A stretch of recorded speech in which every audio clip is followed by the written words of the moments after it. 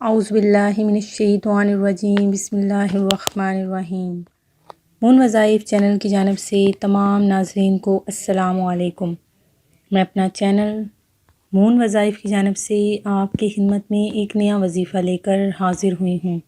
سب سے پہلے ہمارا چینل مون وظائف کو سبسکرائب کر لیں اور بیل آئیکن کا بٹن بھی پریس کر لیں تاکہ ہر نئی آنے والی ویڈیو سب سے پہلے آپ تک پہنچ جائے۔ خلیفہ ہارون الرشید عباسی خاندان کا 5ویں خلیفہ تھے۔ عباسیوں نے طویل عرصے تک اسلامی دنیا پر حکومت کی، لیکن ان میں سے شہرت صرف ہارون الرشید کو نصیب ہوئی۔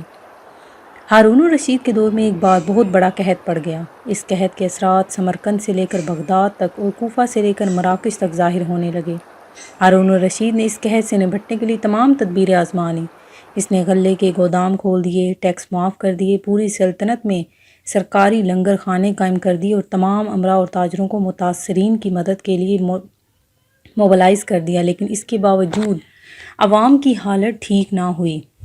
ایک رات ہارون الرشید شدید پریشانی میں تھا، اسے نیند نہیں آ رہی تھی۔ پریشانی کی عالم میں اس نے اپنے وزیر اعظم یحییٰ بن خالد کو طلب کیا۔ یحییٰ بن خالد ہارون الرشید کا استاد بھی تھا، اس نے بچپن سے بادشاہ کی تربیت کی تھی۔ ہارون الرشید نے یحییٰ خالد سے کہا، استاد محترم، آپ مجھے کوئی ایسی کہانی، کوئی ایسی داستان سنائے جسے سن کر مجھے قرار آ جائے۔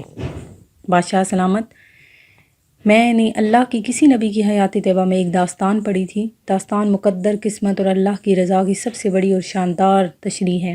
آپ اگر اجازت دیں تو میں وہ داستان آپ کے سامنے دہرا دوں۔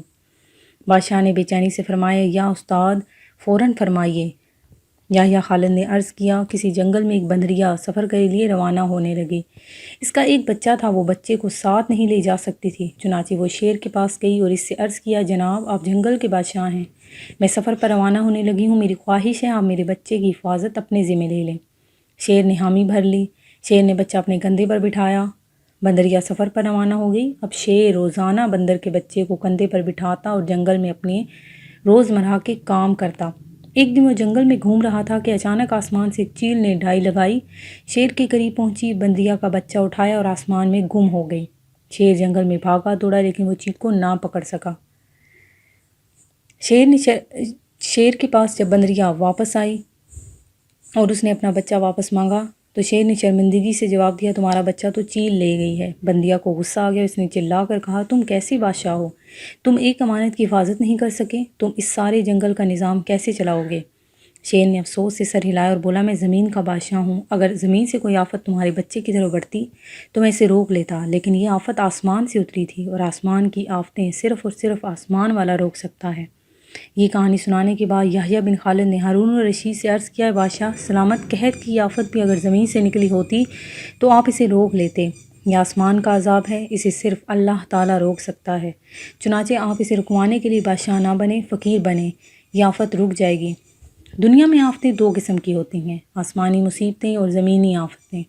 آسمانی آفت سے بچنے کے لیے اللہ تعالیٰ کا راضی ہونا ضروری ہوتا ہے، جبکہ زمینی آفت سے بچاؤ کے لیے انسانوں کا متحد ہونا، وسائل کا بھرپور استعمال اور حکمرانوں کا اخلاص درکار ہوتا ہے۔ یحییٰ بن خالد نے ہارون الرشید کو کہا تھا، بادشاہ سلامت، آسمانی آفتیں اس وقت تک ختم نہیں ہوتی جب تک انسان اپنے رب کو راضی نہیں کر لیتا۔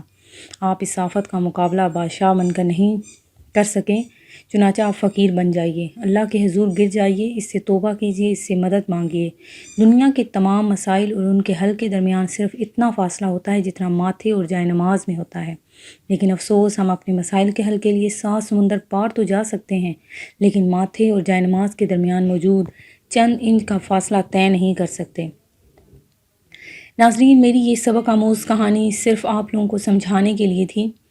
میں یہ کہانی آپ کو ایک دفعہ دوبارہ بھی بتا چکی ہوں کہ کس طرح اللہ تعالیٰ اپنے بندوں کو آزماتا ہے۔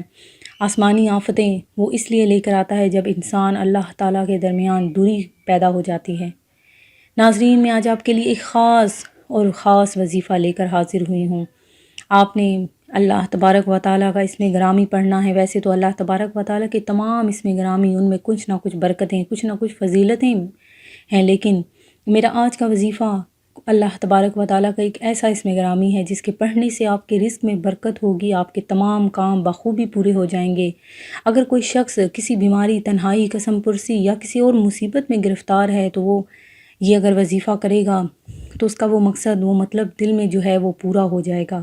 اگر کوئی اسباب معیشت نہیں ہے تو اس کی وہ حاجت پوری ہو جائے گی، اور اگر کسی کو بیٹیوں کے رشتے یا نصیب کھلنے کی وجہ سے کوئی شخص پریشان ہے تو وہ اس کا یہ مشکل اس کی حل ہو جائے گی۔ ناظرین، آپ نے یہ وظیفہ دل کھول کر کرنا ہے اور انشاءاللہ عز و جل اس پہ یقین رکھ کے کرنا ہے، تو آپ کا یہ عمل پورا ہوتے ہی انشاءاللہ عز و جل آپ کے تمام راستے سیدھے ہو جائیں گے۔ ناظرین، آپ نے اللہ تعالیٰ کا اسم گرامی ہے اللطیف، یہ آپ نے 133 بار اسے پڑھنا ہے۔ انشاءاللہ عز و جل آپ کی تمام مشکلات، آپ کی تمام پریشانیاں حل ہو جائیں گی۔ آپ کی جو رزق کی مسئلے ہیں، جو آپ کے حاجات کا مسئلہ ہے، وہ آپ کی تمام حاجات پوری ہو جائیں گی۔ آپ نے یہ اسم گرامی صرف 133 بار اسے روزانہ پڑھنا ہے۔ انشاءاللہ عز و جل آپ کی تمام حاجات، پریشانیاں دور ہو جائیں گی، آپ کی حاجات پوری ہو جائیں گی۔ میں امید کرتی ہوں کہ ہمارا آج کا وظیفہ آپ کو پسند آیا ہوگا۔ اسی طرح سے مزید وظائف سننے کے لیے ہمارا چینل مون وظائف کو دیکھتے رہیے۔ اپنا خیال رکھیے گا، دعاؤں میں یاد رکھیے گا۔ اللہ حافظ۔